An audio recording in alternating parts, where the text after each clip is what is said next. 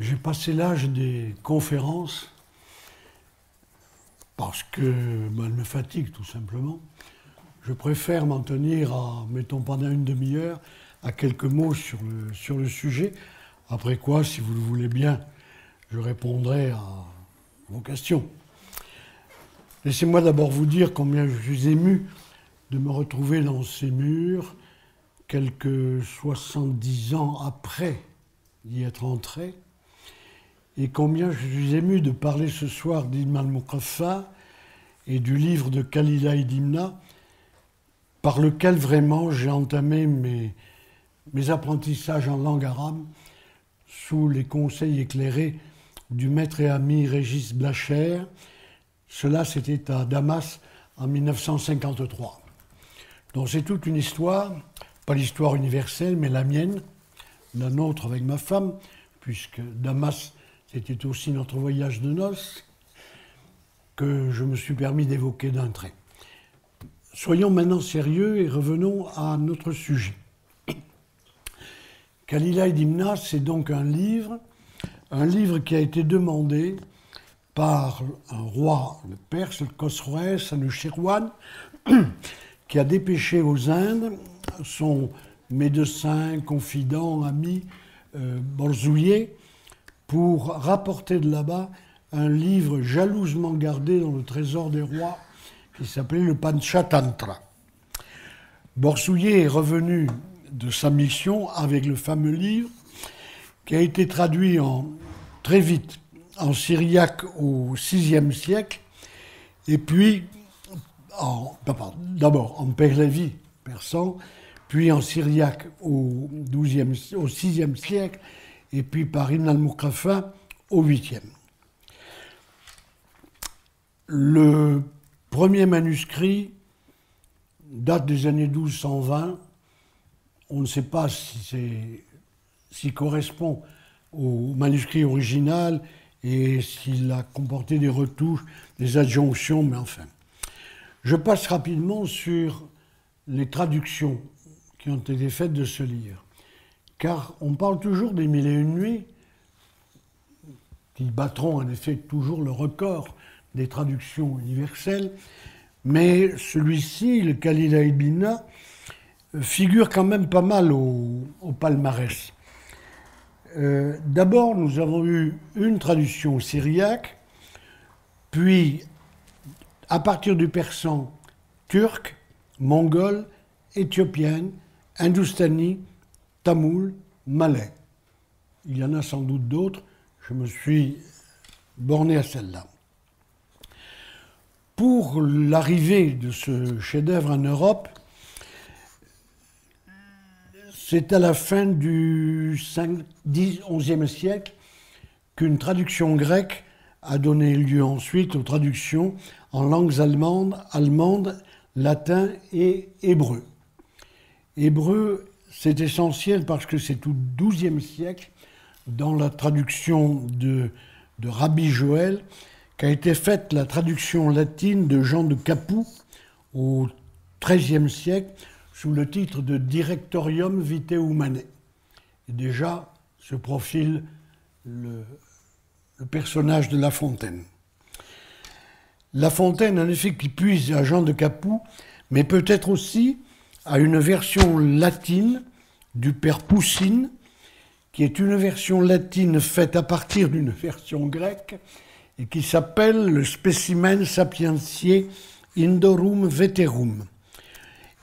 Autre source de La Fontaine, le livre des Lumières ou la conduite des rois, qui est soit une traduction du texte arabe, soit une adaptation par l'orientaliste Goldman d'une autre version persane du XVe siècle.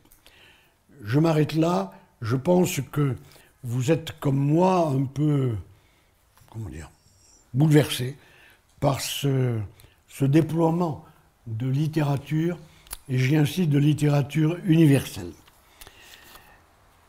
Revenons maintenant à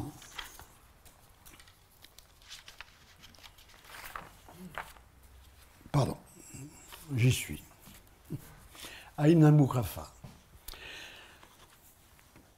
l'important avec lui, c'est que se précise d'entrée de jeu, et avec une rapidité et parfois une violence extraordinaire, quelques-uns des problèmes qui vont fonder la littérature et la civilisation arabe pour la suite des temps.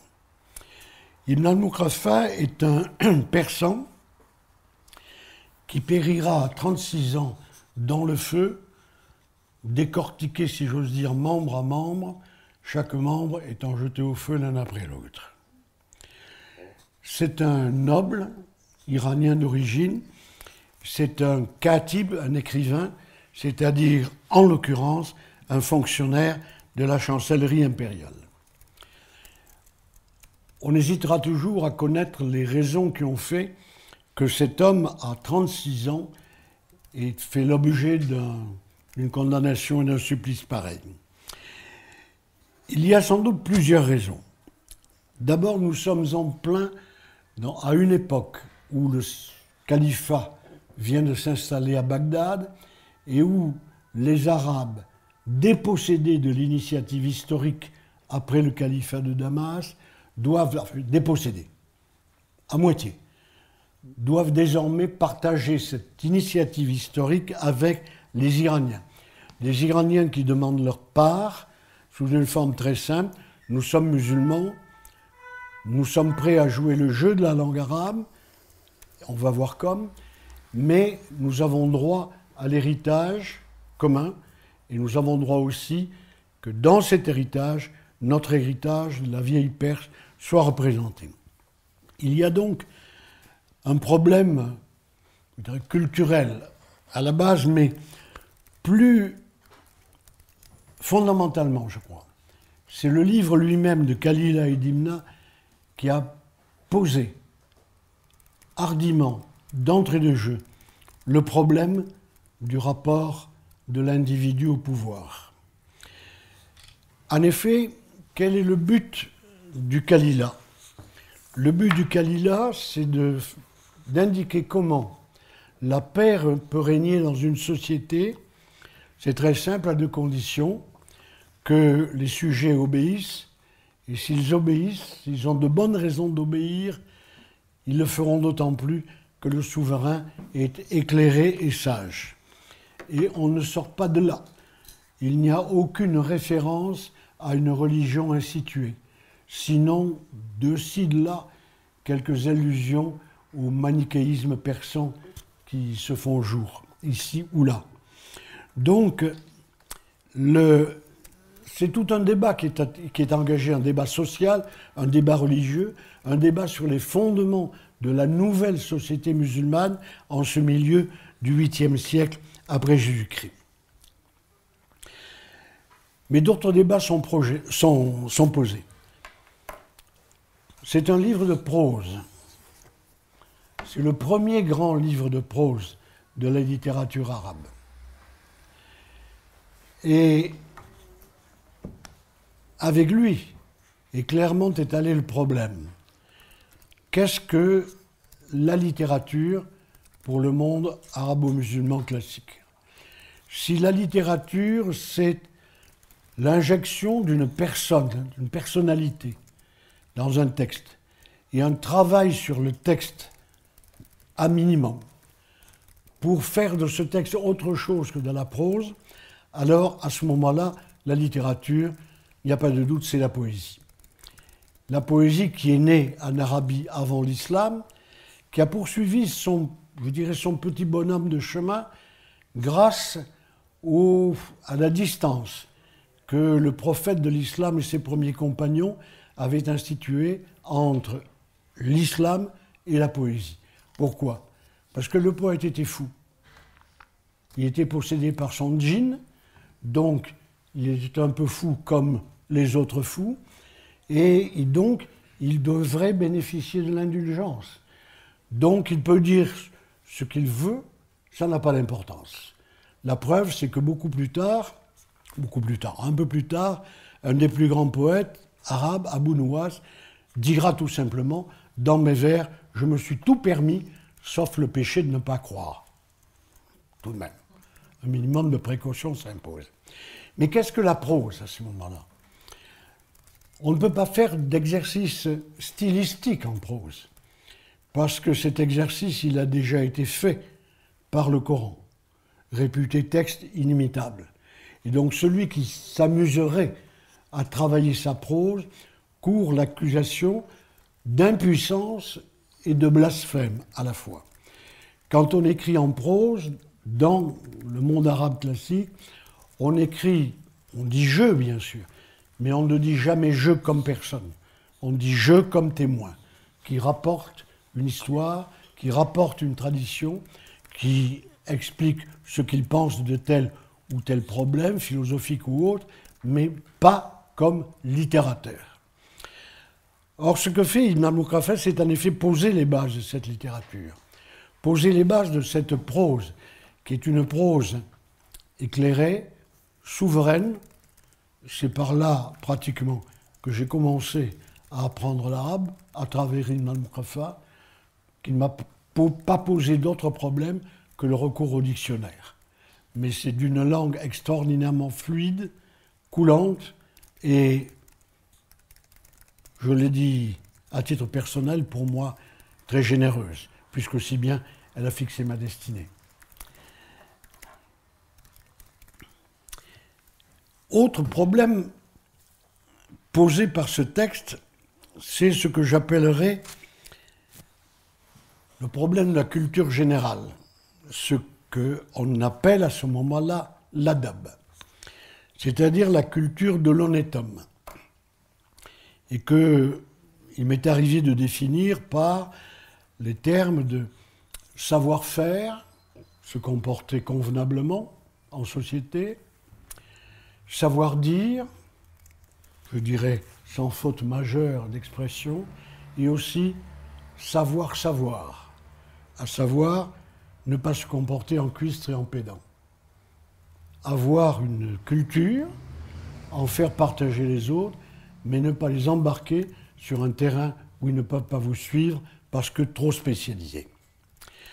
Enfin, l'adab, pardon, j'allais oublier que c'est Ibn al-Muqaffa lui-même qui en a posé les bases, car cet homme a écrit aussi 2 livres, l'un qui s'appelle El-Adab el-Saghir, l'adab au minimum, si je veux dire, et l'autre, El-Adab el-Kabir, l'adab, la culture générale, aussi vaste que possible. Autre fondement de la société, expliqué dans le livre de Khalil al-Minna, c'est que la société de ce temps est fondée sur 3 personnages essentiels. Il y a le alim, le savant surtout en sciences sérieuses, théologiques, Coran, études de la langue, grammaire, théologie, droit, etc. Le savant, il y a le tajir, le commerçant, non pas le petit boutiquier du souk, mais le commerçant sur les longues distances, type Sinbad le marin dans les 1001 nuits.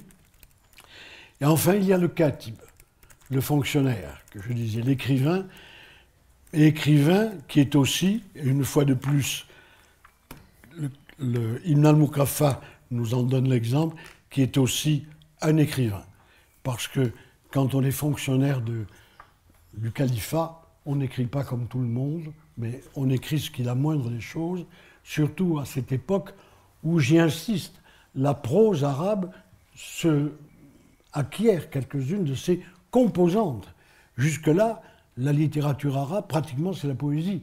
Avec là, nous entrons vraiment dans la grande, je veux dire la grande, au sens monumental, au sens dimensionnel du terme, dans la grande littérature arabe, avec des ouvrages comme celui-ci.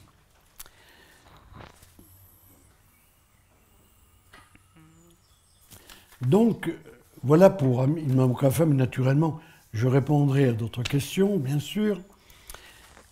Le problème est de savoir maintenant comment comparer Ibn al-Muqaffa et La Fontaine. Tous deux sont passionnés par le comportement de l'être humain, mis en forme sous la forme plaisante des fables et assortis de formules, de maximes. Tous deux sont impliqués dans la recherche du rapport entre le comportement de l'homme et le pouvoir. Pour La Fontaine aussi, évidemment. Tous deux sont impliqués dans un rapport personnel avec le pouvoir. Je l'ai indiqué trop vite peut-être, mais enfin, avec Ibn al-Muqaffa, qui est au contact direct du califat, du calife et des hauts responsables de l'administration, mais aussi pour La Fontaine, qui nous raconte d'une façon ou d'une autre son itinéraire avec le pouvoir, moins avec le roi qu'avec les principaux acteurs du pouvoir. Je pense à Fouquet, au dauphin, Dame de Montespan, au duc de Bourgogne. Tout un champ d'études spécialisées dans les sciences politiques et sociales. Il m'est arrivé dans ma jeunesse de croiser une jeune personne qui faisait un mémoire d'études supérieures sur les idées sociales et politiques de La Fontaine. Elle est ici, au premier rang. C'est cette dame. Mais c'est là-dessus que je voudrais insister un peu. Sur la part imprescriptible de La Fontaine. D'abord sur le style, bien sûr. Teinté d'ironie, de critique, prêt à excuser, à compatir. Et puis surtout, préoccupé par la mise en forme. Comme si la mise en forme, en l'occurrence celle du vers, était indispensable à la délivrance du message. Car on n'y pense pas assez souvent, mais cet homme, La Fontaine, pour le coup, a été un extraordinaire créateur du vers. Nos romantiques, que j'admire par ailleurs, nous ont dit, c'est nous qui avons créé le vers nouveau, etc. Nous avons inventé ceci.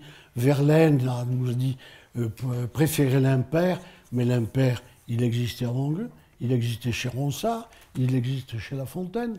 Il n'y a pas que des alexandrins chez La Fontaine. Il y a tous les types de vers qu'on peut imaginer, ce qui donne justement à la fable, entre autres moyens, cette fluidité qui nous permet de la goûter encore aujourd'hui.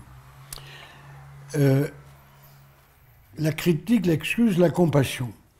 Mais pour moi, la valeur essentielle de La Fontaine, et sa distinction, je ne porte pas de jugement de valeur, car les buts sont différents.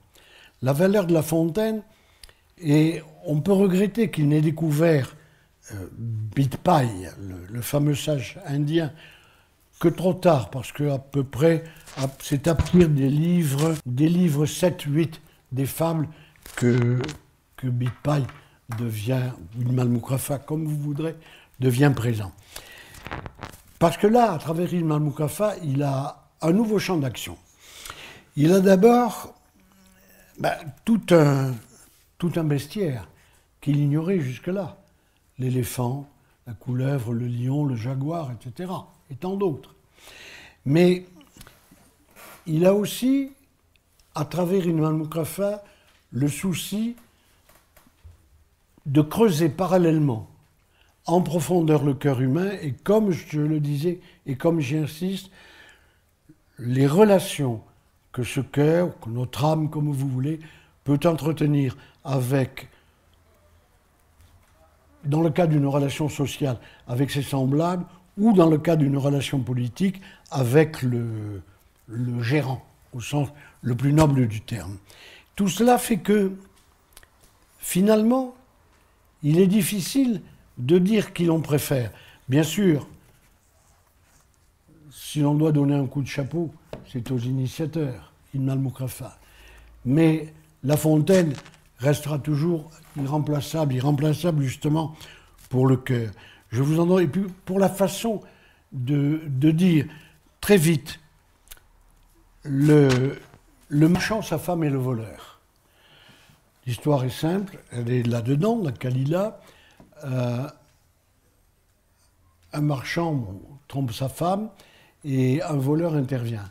Et sa femme, prise d'effroi, se précipite dans les bras du mari, l'étreint, et le mari apostrophe le voleur en disant « Sois béni désormais, tu viens de me rendre ma femme ». Bon.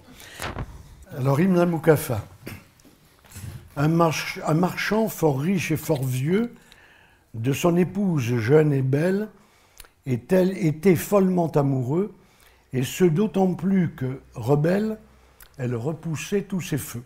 Là, c'est Ibn al-Muqaffa.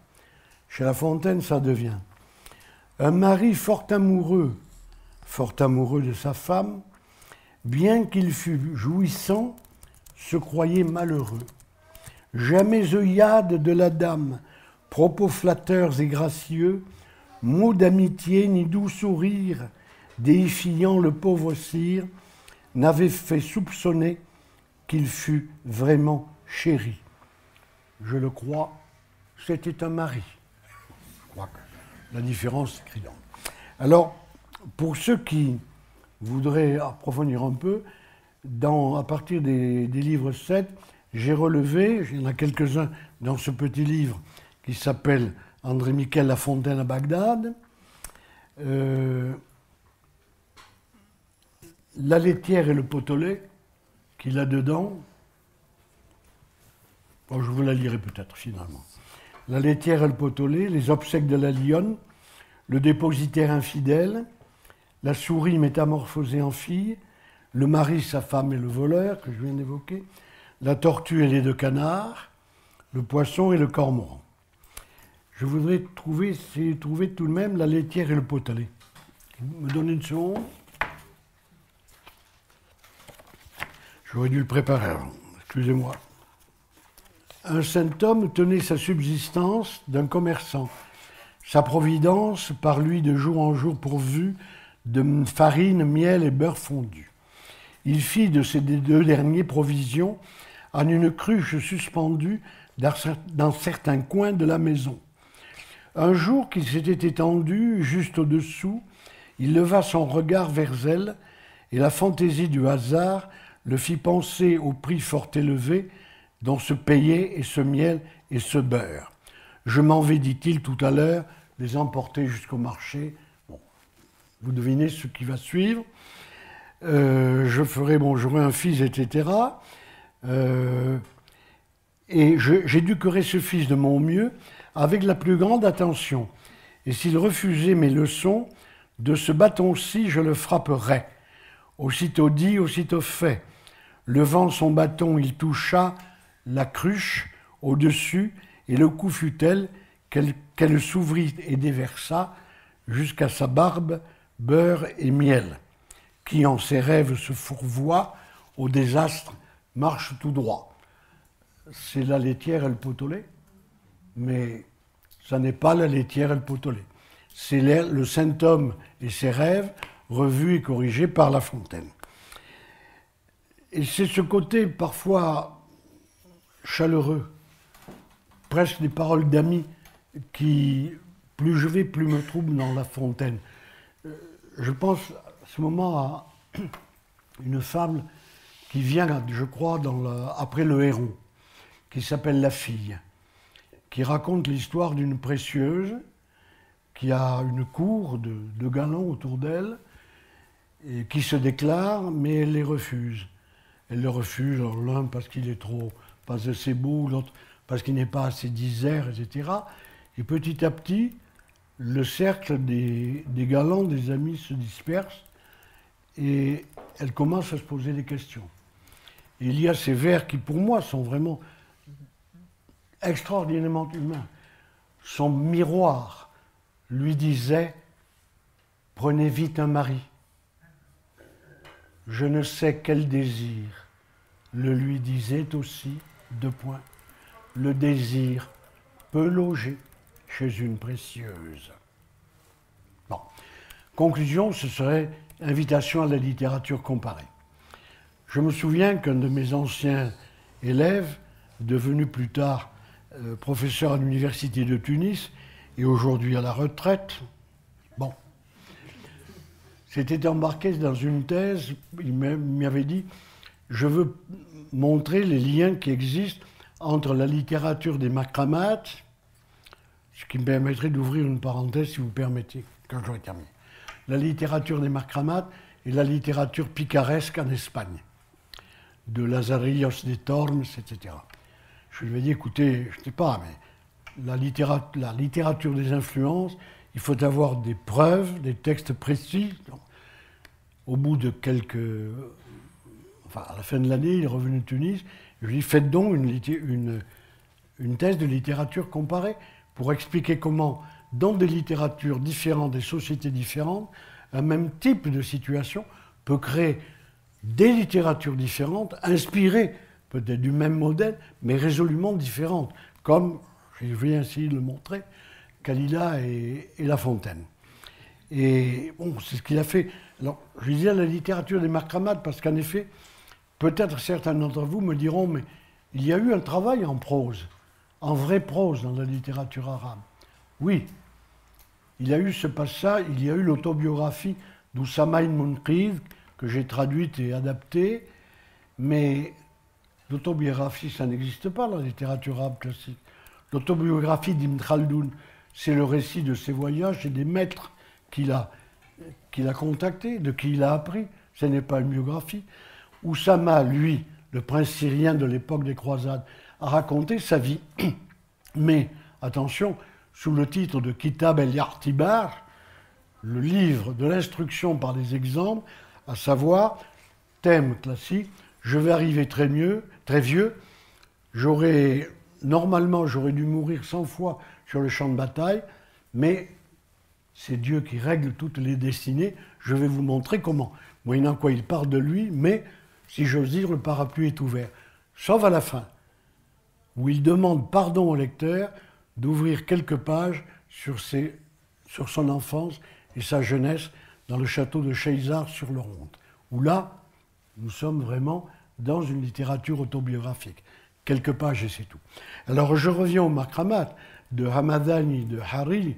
C'est une littérature, entre guillemets, populaire, une littérature, une prose très travaillée, mais je dirais mécaniquement travaillée, avec une prose rimée, un sage très blindée, très assurée, de façon que si on disait à l'un ou l'autre de ces deux auteurs, vous avez essayé de faire ce qui est fait dans le livre sacré, le Coran, il pourrait dire non.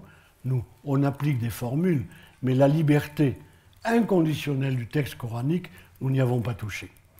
Donc je crois, encore une fois, et pour conclure là-dessus, que la littérature comparée est vraiment, dès qu'on veut s'occuper de diverses littératures, la meilleure voie pour l'adopter. À savoir, on peut ensuite essayer de voir comment se façonnent les parallélismes, mais pas...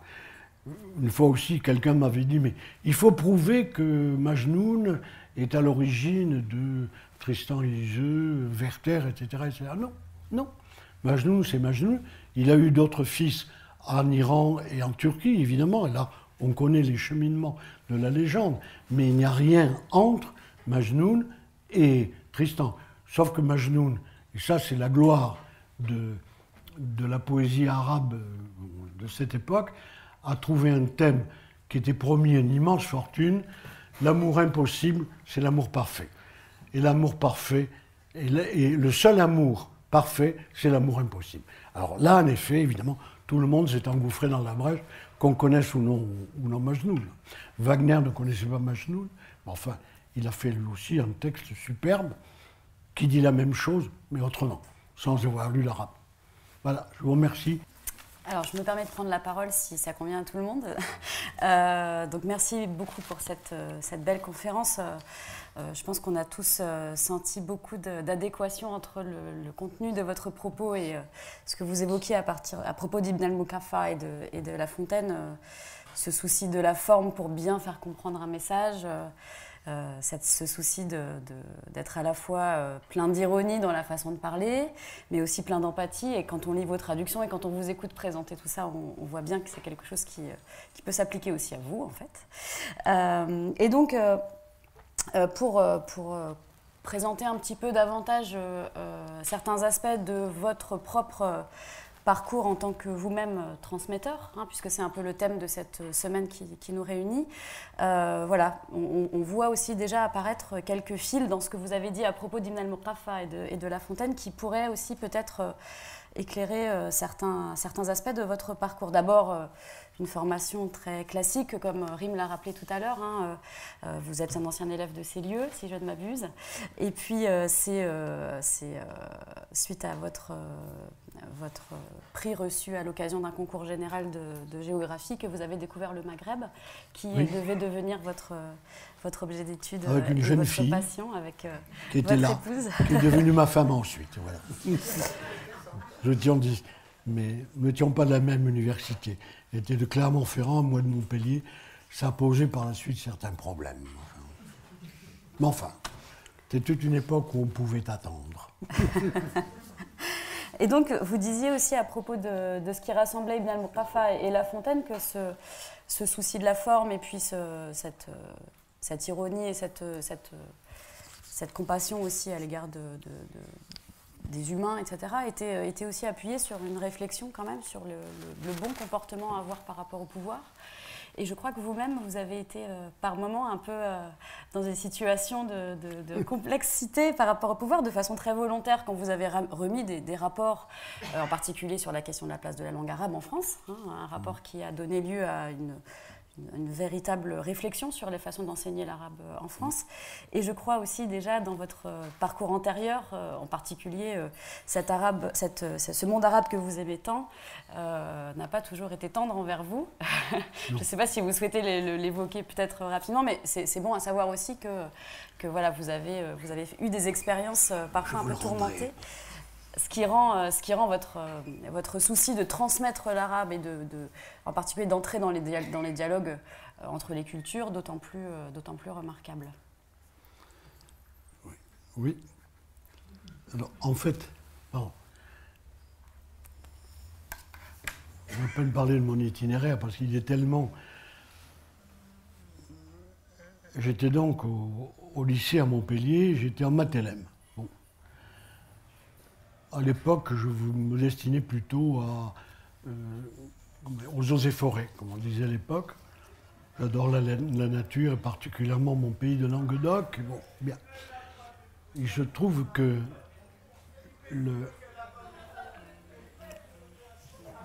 C'est dehors. Bien. J'ai échoué une première fois au baccalauréat, avant les vacances, reçu. Entre-temps, un de mes professeurs, qui était professeur d'histoire-géographie, m'avait engagé sur la voie du concours général où j'avais eu mon accessit. Il m'avait dit, tu es fait pour les mathématiques comme moi pour être pape. Si tu veux faire l'Institut des eaux et forêts, va d'abord en Hippocagne, passe un an, puis tu t'inscriras à la fac ou tu présenteras le concours, etc. Je suis donc arrivé à Hippocagne, où je me suis trouvé avec des camarades épatants qui préparaient un concours de l'école normale supérieure, dont je ne savais pas du tout ce que c'était. Je me suis dit, ben, pourquoi pas moi? Et c'est comme ça que tout le reste, bon. Alors après, avec l'arabe, ça a été tout à fait... J'ai commencé à en rêver ici. J'ai fait un diplôme d'études supérieures, soit direction de la chaire, sur une partie du Kitab Hassanat al-Qasim, fi Ma'rifat al-Aqalim de Muqaddasi. Bon, après, Blacher m'a dit maintenant il faut passer aux choses sérieuses. La grecque, je l'ai faite, je suis agrégé, il est vrai, de grammaire, comme on disait de mon temps, et non pas agrégé des lettres. Je suis agrégé, il est vrai, de grammaire. Bon, je suis parti en Syrie avec une bourse des affaires étrangères, après je passe. J'ai demandé après un poste dans un institut au Proche-Orient. On m'a dit que je n'étais pas agrégé d'arabe, donc il fallait que je renonce à l'arabe.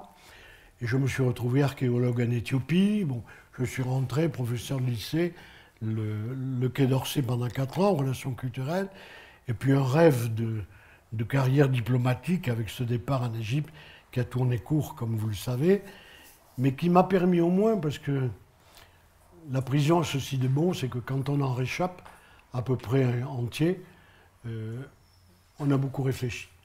Et je me suis dit, décidément, il n'y a pas de plus beau métier que la recherche et l'écriture, en même temps.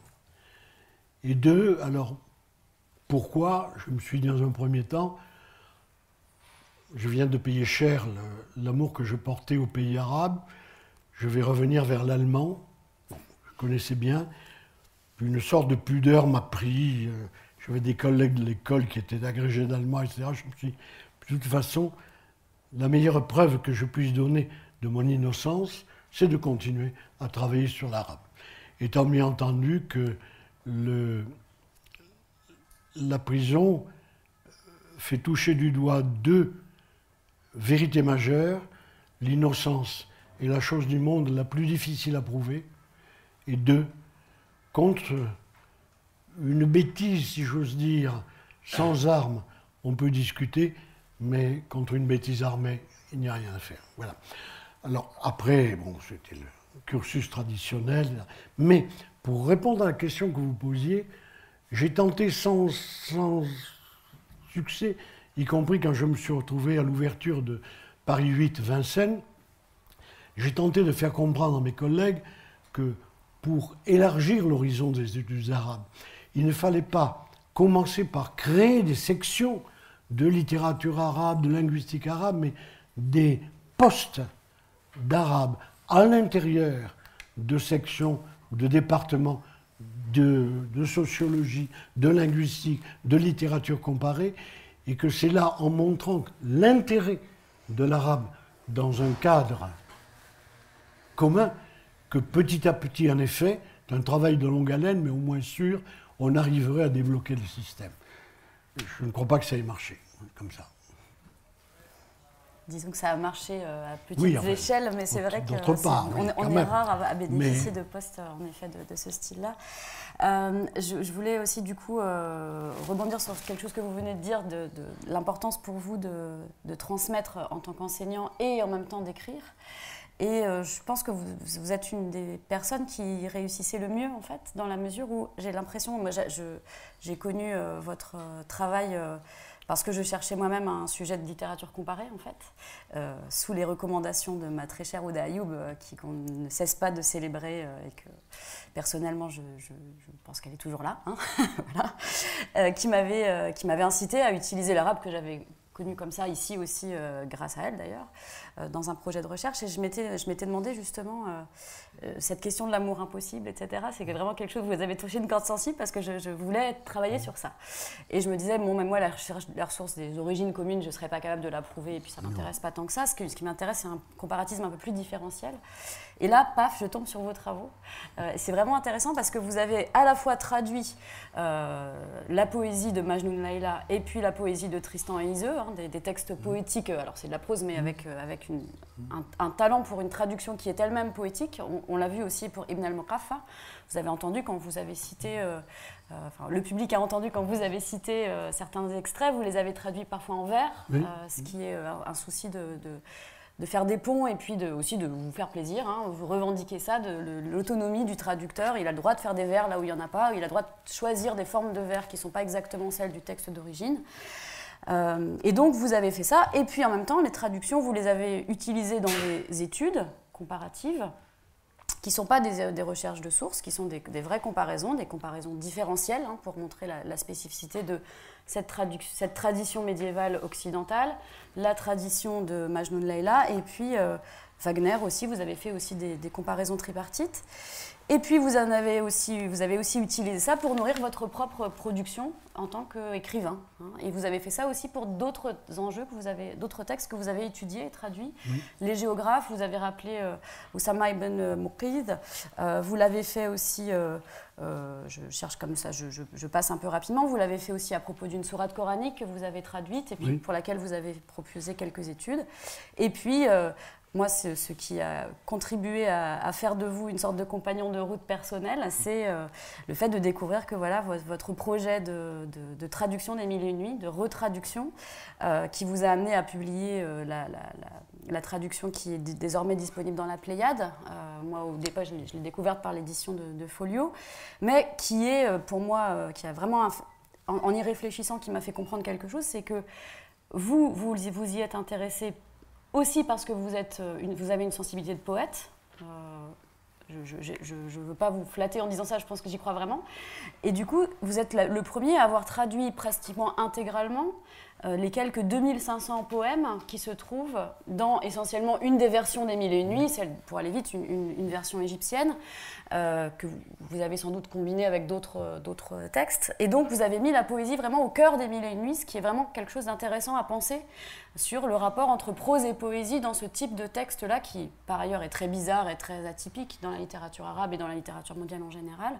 Donc voilà, quelque chose peut-être sur laquelle je peux vous poser une question, c'est qu'est-ce qui vous a amené comme ça à être, alors il n'y a peut-être pas de réponse unique évidemment, à être comme ça dans cette idée de valoriser la dimension poétique de tous ces textes que vous avez traduits, outre les apports que vous avez pu y faire en tant que savant, en tant que philologue, en tant que spécialiste de géographie, etc.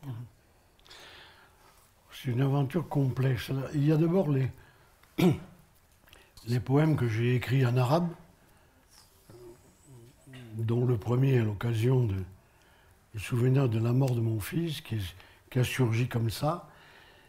Puis j'en ai ajouté d'autres, depuis 3 recueils. Actuellement, le dernier, je ne sais plus par où j'ai commencé, par le français ou l'arabe, peu importe. Enfin, la poésie a toujours été vraiment une part de ma vie. Alors, le problème de la traduction, c'est que comment faut-il traduire? Et j'ai avec mon ancien élève, collègue et ami Larcher des discussions sans fin à ce sujet. Je tiens que pour des textes, je dirais, classiques, de la littérature arabe classique, il faut leur trouver dans notre littérature, à nous, le même écho classique qu'ils ont dans la leur. C'est-à-dire un système de rimes, pas la rime unique évidemment, un système de rimes approprié à nous, avec le vocabulaire, bon, très bien. Et c'est une recherche passionnée. Proust dit bien que la rime, enfin, avec quelques excès bien sûr, la rime, c'est par là que la recherche du poète commence. Bon, je lui laisse la responsabilité, mais enfin, c'est toujours essentiel. Alors, après, je pense que Majnoun a été décisif, parce que j'avais écrit donc de Majnoun, la légende Majnoun. Après, je me suis dit, je vais faire une anthologie, c'était la première de Majnoun. Et après, pourquoi pas, je vais faire le roman de Majnoun, Leïla m'a raison. C'était dans les premières années au collège, et mon collègue du Mésil avait connu les 3 livres, et un jour, il m'a appelé, enthousiaste, il m'a dit, c'est extraordinaire. Je me rapporte à ces dires. C'est extraordinaire, vous avez fait une trilogie, personne n'a jamais fait ça, vous entrerez à l'Académie française. Je lui laisse la responsabilité de Simon. Bon, peu importe. Moi, j'ai pris un plaisir fou à faire ça, et j'ai continué autant que je pouvais. Mais ça va...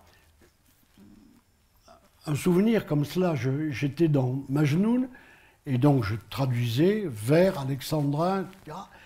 Et j'étais dans... Majnoun dit quelque part, il évoque très classiquement, nous sommes 2 colombes volant... Alors, colombe, la nuit tombe, c'était parfait. Nous sommes 2 colombes volant vers notre nid, à l'heure où la nuit tombe, paf. 2 gazelles, je crois nous voir, etc. Et puis 2 poissons. Alors là, les 2 poissons, j'étais très embêté, parce que les poissons, dans la poésie française, ça ne donne pas grand-chose.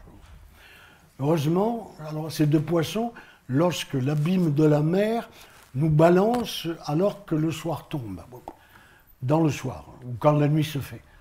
Je me suis dit, j'étais là, alors ce qui est merveilleux, c'est qu'on peut penser à ça dans le métro, à cette époque. Et alors un jour, comme ça, je me suis dit, mais l'abîme de la mer, c'est Baudelaire. La mer, la vaste mer, console dans la mer. C'est pas tout à fait Louchatelbach, mais ça peut être Louchatelbach. Bon, alors les poissons, je vais les mettre un peu au début, comme ça, le reste du vers, on les oubliera. 2 poissons, hein. À l'heure où la nuit tombe, ça va finir, ça rimera avec colombe. J'avais ce fichu verbe, quand l'abîme de la mer nous balance avec le soir.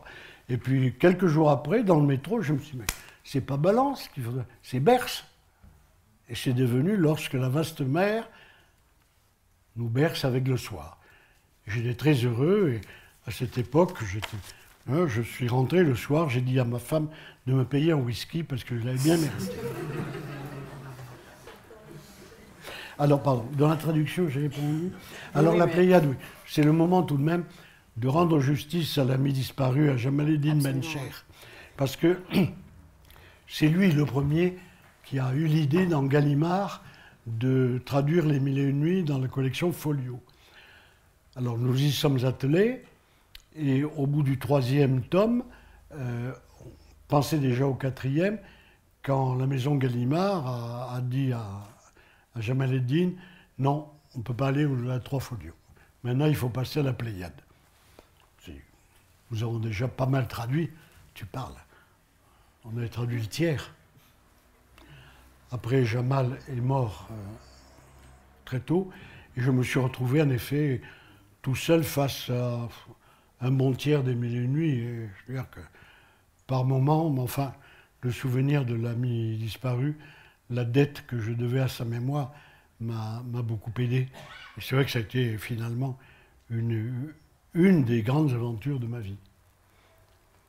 Sauf pour ma femme qui de temps en temps trouvait que je me restais un peu trop longtemps à mon bureau, surtout quand les nuits traînaient et que je disais, attends, il reste encore 2 ou 3 nuits, que je sache enfin s'ils font vraiment enfin coucher ensemble, quand même, parce que c'est le gros problème. Voilà. Mais je crois savoir que votre femme vous a accompagné sur le travail sur les nuits. Il me semble que vous avez travaillé un petit peu en particulier sur le traducteur Antoine Galland, un autre traducteur antérieur des Mille et Une Nuits, donc c'est une affaire de famille. C'est Galland, mais c'est elle qui est la spécialiste. Mais c'est vrai que Galland est un homme extraordinaire, parce que je me dis quand même, cet homme qui était le savant, mais alors vraiment, jusqu'au bout des ongles, qu'est-ce qu'il lui a pris? Qu'est-ce qu'il lui a pris d'aller traduire ça, pour s'amuser, en effet. Mais il a dû sentir autre chose. Ça, je reviens à quelque chose, à une idée qui m'est chère. Il est trop tard maintenant pour que je m'en occupe, mais soit peut-être, si un jour j'écris l'histoire des Arabes en une centaine de pages, mais je me mets à la place de ce peuple. Arrive le Coran. Ils sont maîtres d'une grande partie du monde connu, jusqu'à 750. À partir de 750, ils ne sont plus maîtres entièrement. Les Iraniens arrivent, puis les Turcs, puis les Mongols qui détruisent Bagdad, fin du califat. L'islam s'étend sur la carte du monde, mais pour les Arabes, c'est fini. Tous les foyers de culture qui avaient immigré jusqu'en Asie centrale, tout ça, c'est fini. Le monde arabe est clos désormais, enfin clos, de l'Irak au Maghreb. Bon. Après ça, il y a la conquête maritime et marchande de la Méditerranée par l'Europe, l'aventure coloniale, si j'ose dire. Je passe au passage sur les croisades, puisque là, ça s'est bien terminé pour les Arabes. Mais il y a tout de même, je pense, quelque chose, une espèce de phénomène de peur latente. Enfin, quand même, quand un géographe, Ibn Khawqal, à la fin du Xe siècle, devant l'invasion byzantine de la Syrie du Nord, écrit « Nous sommes perdus », enfin, quand même. Nous, avec le recul historique, nous disons « Il avait tort ». Mais enfin, là, nous sommes perdus parce que nous capitulons, etc., etc. Les Mille et Une Nuits, si elles ont été conservées, rapetassées, recousues jusqu'au moins au XVIe siècle, c'est que peut-être cette œuvre, qui ne faisait pas partie au départ du bagage intellectuel, a été finalement considérée comme partie intégrante du patrimoine, et donc à sauver. Et un autre argument, c'est un nom, Suyuti, qui meurt à 53 ans, au moment où les Ottomans arrivent en Égypte. Cet homme, en mettons 30 ans d'exercice d'écriture, aligne 637 titres d'ouvrages en 30 ans. Qu'est-ce qui l'a poussé à recopier ce qui était fait avant lui, en ajoutant de son cru? Enfin, sinon, le désir d'amasser le trésor pour que ça reste. Autre trace, la jeune esclave Tawadou dans Les Mille et Une Nuits, qui fait le bilan devant le calife de toute la connaissance de cette époque, au moment où Saladin récupère sur le terrain perdu face aux croisés. Il y a là, je crois, un phénomène fondamental de cette histoire qu'il faudrait sans doute approfondir. Oui, et d'autant plus que ce que vous dites aussi, c'est que vous avez été un des premiers à relancer le débat un petit peu sur justement ce statut des Mille et une nuits, en rappelant notamment que dès le Xe siècle, hein, par exemple chez Ibn al-Nadim, on associe les Mille et une nuits Oui. et Kayla et Dimna dans Oui. une catégorie à part. Et donc ça valait la peine qu'on relance les études un petit peu sur Mais qu'est-ce oui. que c'est que ce texte, est-ce que c'est la même chose ou pas, aussi à l'intérieur de la culture arabe. Mais oui. Des textes patrimoniaux et des textes qui sont considérés comme, bon, ok, patrimoniaux, mais un petit peu marginaux. Est-ce que ça ne vaut pas la peine de relancer un petit peu ces études? Je vous avez raison. Masroudi Ibn al-Nadim, Ibn al-Nadim déjà fait un petit qu'un peu parce que dans ce fameux mélange de Jid wal-Hazl, le sérieux et le plaisant, il trouve quand même que la balance penche un peu trop vers le plaisant. Mais enfin, l'un et l'autre classent les Mille et une nuits dans la littérature moralisante. Crois rêver. Puis si, en fait, il y a une morale. C'est que le bien triomphe toujours. Celui qui porte le bien, le héros, peut mourir. Il peut laisser sa vie. Mais à la fin, la cause juste triomphera. Le mal ne gagne jamais dans les Mille et une nuits, à la fin. C'est peut-être comme ça qu'on peut rattacher les nuits à la littérature moralisante. Ou en tout cas, littérature d'espoir, disons.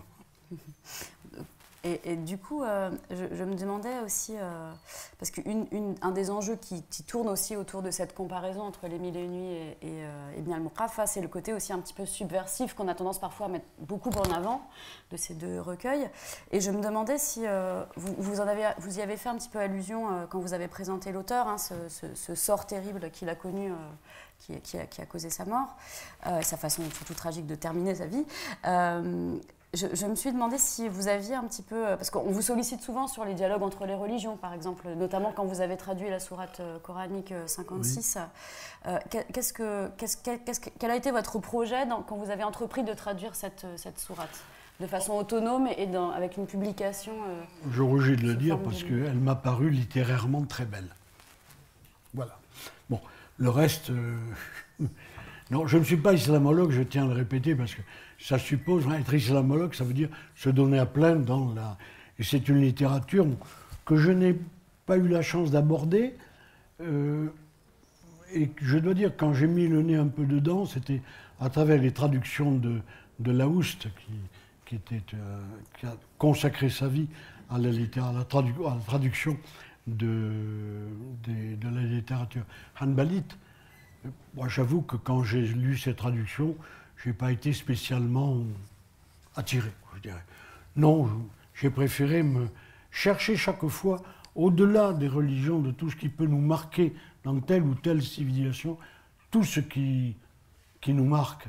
Vous me rappelez un jour, c'était dans la maison d'à côté, au collège, on parlait avec un collègue, et je venais...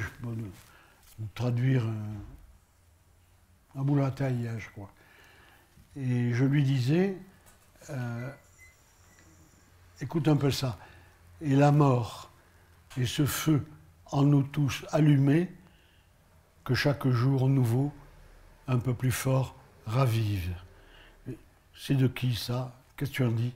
Oh, je dis, Ronsard. Je dis, ça pourrait être du Ronsard, oui, mais c'est pas Ronsard. Nerval. Je dis, oui, ça pourrait être du Nerval, c'est pas Nerval. Il me dit, bon, alors, de qui c'est? Je dis, mais c'est signé Abou Lataïa, Xe siècle. Et c'est vrai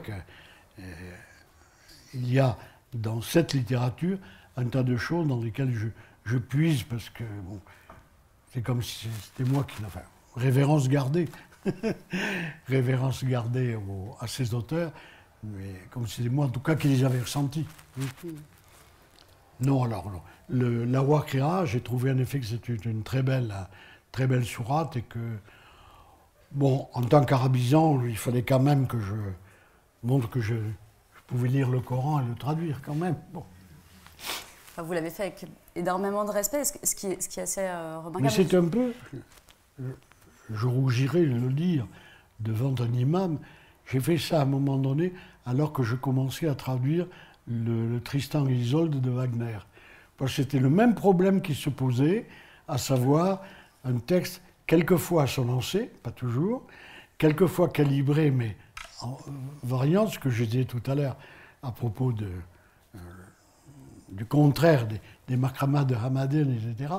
C'est vrai que c'était passionnant, l'une et l'autre aventure. Et c'est une lecture d'autant plus passionnante qu'en plus vous faites suivre chaque verset de la traduction de 16 prédécesseurs avant vous dans l'édition. Là. Donc c'est vraiment un ouvrage intéressant à regarder, cette traduction que vous avez publiée de ça. Il y a des commentaires philologiques, des commentaires théologiques qui l'accompagnent. C'est à la fois, ça peut paraître audacieux comme ça de traduire une sourate, comme vous le dites, en n'étant pas islamologue et en revendiquant de ne pas l'être.